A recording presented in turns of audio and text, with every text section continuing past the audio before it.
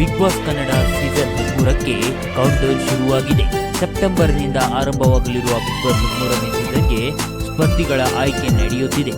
ಈ ಮಧ್ಯೆ ಹಿಜಾಬ್ ಹೋರಾಟಗಾರ ಸ್ಪೀಕರ್ ಬ್ಯಾನ್ ವಿಚಾರವಾಗಿ ಸದ್ದು ಮಾಡಿದ್ದ ಮುಸ್ಲಿಂ ಮುಖಂಡ Abdul Razak Bigg Boss offer ಬಂದಿದೆ ಎಂಬ ನ್ಯೂಸ್ ಚಾನೆಲ್ ವೆಬ್ಸೈಟ್ಗಳಲ್ಲಿ ವರದಿ ಕೂಡ ಆಗಿದೆ. ಹಾಗಾದ್ರೆ ಆ ವರದಿಯಲ್ಲಿ ಏನಿದೆ? ಮುಸ್ಲಿಂ ಮುಖಂಡ ಅಬ್ದುಲ್ ರಜಾಕ್ಗೆ ಬಿಗ್ ಬಾಸ್ ಆಫರ್ ಬಂದಿದ್ದು ಹೌದಾ?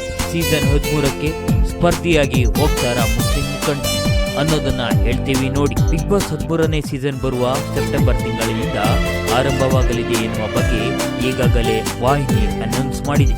ಇದಾಗಲೇ ಮನೆಗೆ ಈ ಬಾರಿ ಹೋಗುವವರು ಯಾರು ಅನ್ನುವುದು ಬಗ್ಗೆ ದೊಡ್ಡ ಮಟ್ಟದ ಚರ್ಚೆ ಶುರುವಾಗಿದೆ. ಕಾಂಟ್ರವರ್ಸಿ ಮಾಡಿಕೊಂಡವರಿಗೆ ಹೆಚ್ಚು ಅವಕಾಶ ಇರುವ ಕಾರಣ ಅಂತವರ ಹೆಸರನ್ನ ಜನರು ಹೆಕ್ಕಿ ತೆಗೆಯುತ್ತಿದ್ದಾರೆ. ಇದೀಗ ಮುಸ್ಲಿಂ ಮುಖಂಡ ಅಬ್ದುಲ್ ರಜಾಕ್ ಅವರು ತಮಗೆ ಬಿಗ್ ಬಾಸ್ ಆಫರ್ ಬಂದಿದ್ದನ್ನ ತಮ್ಮ ಸಾಮಾಜಿಕ ಜಾಲತಾಣಗಳಲ್ಲಿ ಹಂಚಿಕೊಂಡಿದ್ದಾರಂತೆ. ಅಷ್ಟಕ್ಕೂ ಅಬ್ದುಲ್ ರಜಾಕ್ ಅವರು ಇದಾಗಲೇ ಆಗಾಗ ಸದ್ದು ಮಾಡುತ್ತಲೇ ಇರುತ್ತಾರೆ. ಕೆಲ ವರ್ಷಗಳ ಹಿಂದೆ ಹಿಜಾಬ್ ಹೋರಾಟದಲ್ಲೂ ಸುದ್ದಿಯಾಗಿದ್ದರು. ಮಸೀದಿಗಳಲ್ಲಿ ಸ್ಪೀಕರ್ ಬ್ಯಾನ್ ವಿಚಾರಕ್ಕೆ ಸಂಬಂಧಿಸಿದಂತೆ ರಜಾಕ್ ಬಿಜೆಪಿ ಮೇಲೆ ವಾಗ್ದಾಳಿ ನಡೆಸಿದ್ದರು. ಹೀಗೆ ಹಲವು ಸಂದರ್ಭದಲ್ಲಿ ಅಬ್ದುಲ್ ರಜಾಕ್ ಅವರು ಸದ್ದು ಮಾಡುತ್ತಲೇ ಇರುತ್ತಾರೆ. ಹೀಗೆ ಫೇಮಸ್ ಆಗಿರುವ ಕಾರಣದಿಂದ ಬಿಗ್ ಬಾಸ್ ಆಫರ್ ಬಂದಿರುವುದಾಗಿ ಹೇಳಿರುವ ಅವರು ವಾಹಿನಿ ಕಡೆಯಿಂದ ತಮಗೆ ಬಂದಿರೋ ಫೋನ್ ಕಾಲ್ ಆಡಿಯೋವನ್ನ ತಮ್ಮ ಇನ್ಸ್ಟಾಗ್ರಾಮ್ನಲ್ಲಿ ಶೇರ್ ಮಾಡಿಕೊಂಡಿದ್ದಾರೆ.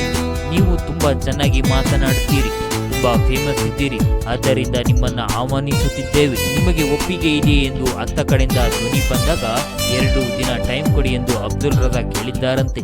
ಬಳಿಕ ಈ ಬಗ್ಗೆ ಇನ್ಸ್ಟಾಗ್ರಾಮ್ನಲ್ಲಿ ಮಾಹಿತಿ ನೀಡಿದ್ದು ತಮ್ಮನ್ನ ಆಯ್ಕೆ ಮಾಡಿರುವ ವಾಹಿನಿಗೆ ಧನ್ಯವಾದ ಸಲ್ಲಿಸಿ ಆ ಆಫರ್ ಅನ್ನ ತಿರಸ್ಕರಿಸುವುದಾಗಿ ತಿಳಿಸಿದ್ದಾರೆ. ಆದರೆ ಇದನ್ನ ತಿರಸ್ಕರಿಸಲು ಕಾರಣ ಏನು ಅನ್ನೋದನ್ನ ಇನ್ನೂ ಕೂಡ ಬಿಚ್ಚಿಟ್ಟಿಲ್ಲ.